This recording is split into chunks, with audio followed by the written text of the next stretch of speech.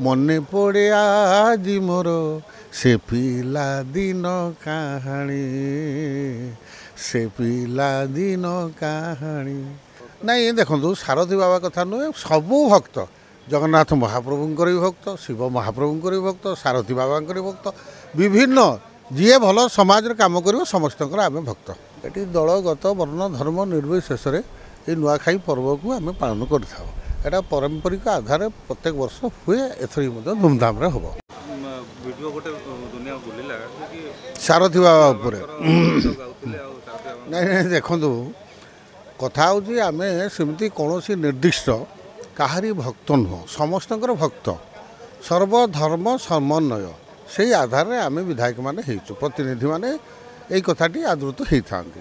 ବିଶେଷ କରି ଯେତେବେଳେ ଯିଏ ଭଲ କାମ କରେ ଆମକୁ ଡାକିଲେ ଆମେ ପହଞ୍ଚିଥାଉ। ଯେମିତି ବ୍ଲକ ଡୋନେସନ୍ କ୍ୟାମ୍ପ, କେଉଁଠି ଆମର ତାଳ ଗଛ ଲଗାଇବା, ତାଳମଞ୍ଜି ପୋତିବା, ବୃକ୍ଷରୋପଣ କରିବା, ଏଇ ଯେଉଁ ସାମାଜିକ କାମ ଆଧାରରେ ଆମେମାନେ ସମସ୍ତ ଜାଗାରେ ପହଞ୍ଚିଥାଉ। ସେଇଥିରେ ଯିଏ ଯେଉଁ ଭାବନା ଆଧାରରେ ଭକ୍ତମାନେ ଥାଆନ୍ତି ସେଇ ଭକ୍ତ ଭାବନା ଭିତରେ ବି ଆମେ ଜୟଗାନ କରିଥାଉ। ଏଇଟା ହିଁ ହେଲା କଥା।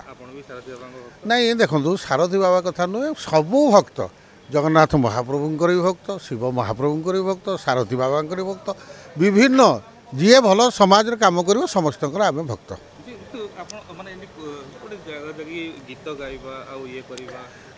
ନାଇଁ ଦେଖନ୍ତୁ ଖାଲି ସେ କଥା ନୁହଁ, ସାମାଜିକ କ୍ଷେତ୍ରରେ ଯେତେବେଳେ ଆମର ବିଭିନ୍ନ ସାମାଜିକ କାର୍ଯ୍ୟକ୍ରମରେ କେଉଁଠି ଯାତ୍ରାଟେ ହେଲା ବା କଲେଜ ଫଙ୍କସନ୍ରେ ଆମେମାନେ ଯାଉଛୁ, ସେଠି ଡିମାଣ୍ଡ ଆସିଲା ଆଉ କଲେଜ ଫଙ୍କସନ୍ରେ ଗୋଟେ ଗୀତ ଗାଇଦିଅ, ପିଲାମାନେ ଚାହିଁବେ, ଭାଇ ଭଉଣୀମାନେ ଚାହିଁବେ, ମନେ ପଡ଼େ ଆଜି ମୋର ସେ ପିଲାଦିନ କାହାଣୀ ସେ ପିଲାଦିନ କାହାଣୀ। ତେଣୁ ସମାଜ ଯେତେବେଳେ ଯେଉଁ ଦିଗରେ ଚାହିଁବ ଆମକୁ ସେଇ ଦିଗରେ ଯିବା ପାଇଁ ପଡ଼ିବ। ଧନ୍ୟବାଦ। ଆପଣ ଗୋଟେ ବରିଷ୍ଠ ବିଜେପିର ନେତା, ଦୀର୍ଘ ବର୍ଷର ଏଠି ଅଭିଜ୍ଞତା ରହିଛି। ବର୍ତ୍ତମାନ ଅନେକ ଆଉ କିଛି ଦିନ ପରେ ଆଉ ଅନେକ ଗୁଡ଼ିଏ ମନ୍ତ୍ରୀ ପଦ ମଧ୍ୟ ଡିଷ୍ଟ୍ରିବ୍ୟୁଟ୍ କରାହେବ। ଆପଣଙ୍କୁ ବି ଗୋଟେ ମନ୍ତ୍ରୀ ପଦ ମିଳିବ ବୋଲି ଆଶା କେବେ କରିନାହାନ୍ତି? ନାଇଁ ଦେଖନ୍ତୁ ଦଳୀୟ ନିଷ୍ପତ୍ତି, ଦଳୀୟ ଆଧାରରେ ଦଳର ନେତାମାନେ ଅଛନ୍ତି, ଆମେ ତାଙ୍କୁ ସମ୍ମାନ ଦେଉଛୁ। ସିଏ ତାଙ୍କର ଅଭିଜ୍ଞ ଏବଂ ଦଳୀୟ ଏବଂ ରାଜ୍ୟର ବିଭିନ୍ନ ଦିଗକୁ ଲକ୍ଷ୍ୟ କରିକି ସିଏ ସେ କଥାଟି ବିଚାର କରନ୍ତି। ସେଥିରେ ଆମ ଦଳର ଲବି ହୁଏ ନାହିଁ।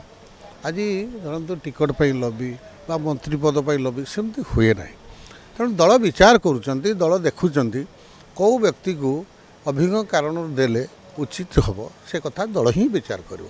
ଆଉ ବିଚାର ଆଧାରରେ ଉଚିତ ଲୋକଙ୍କୁ ହିଁ ଦେବେ। କିନ୍ତୁ ହାଉସ୍ ଭିତରେ ଯେତେବେଳେ ବିରୋଧୀଙ୍କ କଥାକୁ ଗୋଟେ କଠୋର ଆଘାତ କରିବାକୁ ଦରକାର ପଡ଼େ, ତାହେଲେ ଭାସ୍କର ମଡ଼େଇଙ୍କୁ ଆଗେ ନାଇଁ ସେ କଥା ନୁହେଁ, ଆମେ ହସେଇ ଖେଳେଇକିରି ଆମ କଥାକୁ ଉପସ୍ଥାପନ କରିବା ସେଇ ଢଙ୍ଗରେ, ସେଇ ଶୈଳୀରେ, ଏଇ କଥାଟି ହିଁ ଆମେ ରଖୁଛୁ।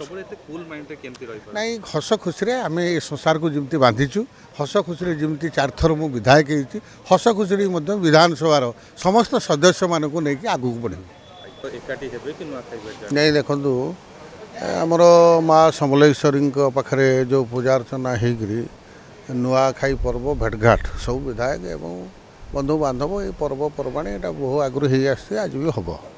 ତେଣୁ ବିଶେଷ କରି ନୂଆ ଧାନ ଯେଉଁ ହେବାର, ଅମଳ ହେବାର, ଆଉ ମାଆଙ୍କ ପାଖରେ ଭୋଗ ଲାଗିବାର ଏସବୁ କଥା ନୂଆଖାଇ ପର୍ବରେ ଆଉ ନୂଆଖାଇ ଭେଟଘାଟରେ ବିଶେଷ କରି ସବୁ ବନ୍ଧୁବାନ୍ଧବମାନେ ଏକତ୍ରିତ ହେଇକରି ଭୋଜି ଭାତ ଏସବୁ କଥା ଚାଲେ। ତେଣୁ ଆମେ ବି ମଧ୍ୟ ବିଧାୟକମାନେ ପରସ୍ପର ନିମନ୍ତ୍ରଣ ଆଧାରରେ ଏଠି ଦଳଗତ ବର୍ଣ୍ଣ ଧର୍ମ ନିର୍ବିଶେଷରେ এই ନୂଆଖାଇ ପର୍ବକୁ ଆମେ ପାଳନ କରିଥାଉ।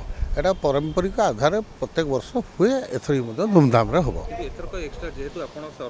ନିଶ୍ଚିତ ନିଜେ ମୁଖ୍ୟମନ୍ତ୍ରୀ ଆଉ ଗୋଟେ ଦିନ ଛୁଟି ଏକ୍ସଟ୍ରା ବଢ଼େଇଛନ୍ତି, ଗୋଟେ ଦିନ ଘରେ ଆଉ ଗୋଟେ ଦିନ ବିଧାୟକମାନଙ୍କ ଭିତରେ, ଏମିତି ଗୋଟେ ହେବ କି ନିଆରା ଢଙ୍ଗରେ? ନାଇଁ ନିଶ୍ଚିତ ଭାବରେ ଇଏ ଯେହେତୁ ଖାଲି ପଶ୍ଚିମ ଓଡ଼ିଶା କଥା ନୁହେଁ, ସାରା ଓଡ଼ିଶାରେ ଏ ପର୍ବକୁ କେମିତି ଆଦୃତ ହେବ ଏବଂ ସବୁ ଜାଗାରେ ପହଞ୍ଚିବ, ଏସବୁ କଥାକୁ ଆଧାର କରିକି ମାନନୀୟ ମୁଖ୍ୟମନ୍ତ୍ରୀ ମହୋଦୟ ଆଉ ଗୋଟେ ଦିନ ଛୁଟି ମଧ୍ୟ ଏକ୍ସଟେନସନ୍ କରାଇଛନ୍ତି। ଏହା ସ୍ୱାଗତ ଯୋଗ୍ୟ କଥା, ସମସ୍ତେ ବି ମଧ୍ୟ ଖୁସି ଅଛନ୍ତି।